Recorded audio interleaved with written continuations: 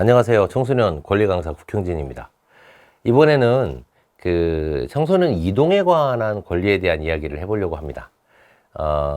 참 농어촌에 사는 청소년들 이 부분이 참 많이 이야기하는 겁니다. 그 이동의 권리에 대해서 우리가 어떻게 받아들여야 되나라고 하는 부분 한번 생각해 볼 거고요.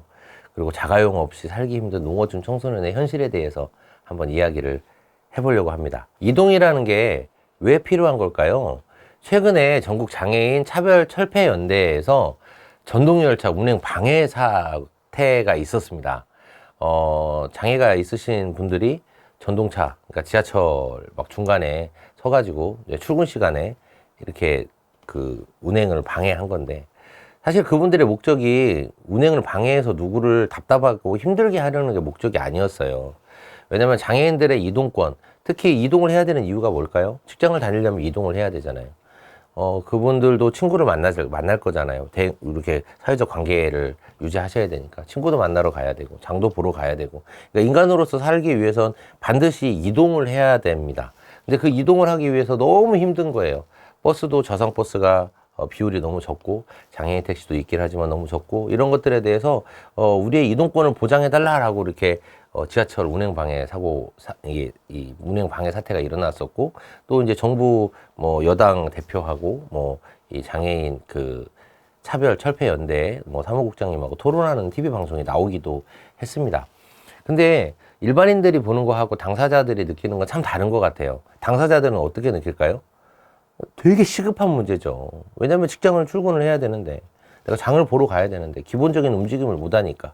그래서 이제 결국 이제 약속됐던 부분들이 앞으로 이제 도입되는 버스들은 다 저상 버스로 하도록 법으로 좀 의무화를 했고요.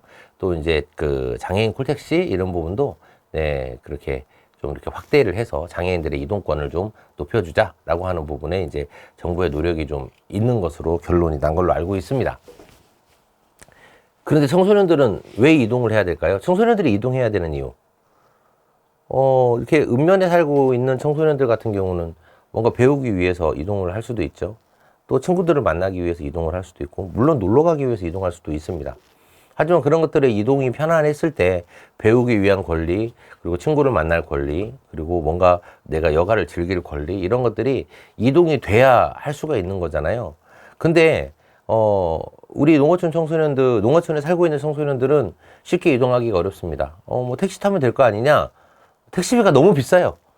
네, 어머니, 아버지, 주머니 사정도 어려운데 우리 청소년들은 더 어렵잖아요. 지금 택시 기본료가 4,000원입니다. 한 130m 가면은 이제 추가 요금이 붙기 시작을 해요. 시간당으로도 한 30여 초 정도 지나면 이제 추가 요금이 계속 붙겠잖아요. 이렇게 요금이 많이 나오는데 어떻게 택시를 이렇게 쉽게 타겠어요? 그러다 보니까 우리 친구들이 퀵보드를 신분증 위조해가지고 이렇게 타려고 하는 이유도 그런 것들 때문이 아닌가. 이게 요금이 비싸니까요. 두 번째 문제는, 저도 이제 중소도시에서 살다가 농어촌으로 이제 이주한 지 10년이 됐는데 깜짝 놀랐어요. 중소도시에서는요, 청소년들이 프로그램을 한 9시 한 반까지는 할 수 있어요. 왜냐면 버스가 10시까지 다니거든요. 근데 저는 거기 살면서 밤 10시에 버스 다니는 것도 좀 불만이었어요. 서울처럼 이렇게 12시까지 좀 다니지. 이런 생각을 했거든요. 왜냐면 프로그램이나 이런 걸 하다 보면 늦어질 수도 있는데, 행사를 하다 보면 늦어질 수도 있는데, 청소년들의 대중교통 시간에 맞춰야 되니까. 근데 우리 농어촌 지역에서는 어떻게 돼요? 7시만 되면 난리가 납니다. 막차가 지금 끊길 거예요. 가야 돼요. 아니, 저녁 7시인데 벌써 막차를 고민한다고 8시면 다 끝나버리잖아요. 실제로 이러다 보니 대중교통의 이용이 많이 오지도 않을 뿐더러 또 빨리 끝나니까. 그러니까 내가 뭔가 배우고 싶거나 이렇게 친구들을 만나고 싶어도 좀 어려운 거잖아요.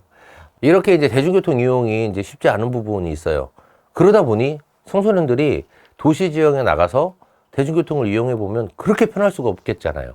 지하철, 늦게까지 다니는 버스, 내가 학원 끝나고도 전혀 걱정 안 해도 되잖아요. 내가 친구 만나다 좀 늦을 수도 있어요. 영화를 보다가 좀 늦을 수도 있잖아요.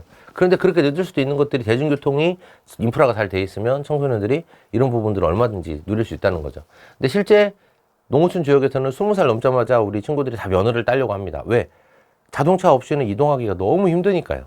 그러면 승용차를 살 수 없는 사람은 승용차 없이 농어촌 지역에 살기가 너무 어려운 거예요. 그럼 어떻게 해요? 그것 때문에 나가는 친구들도 있어요. 왜?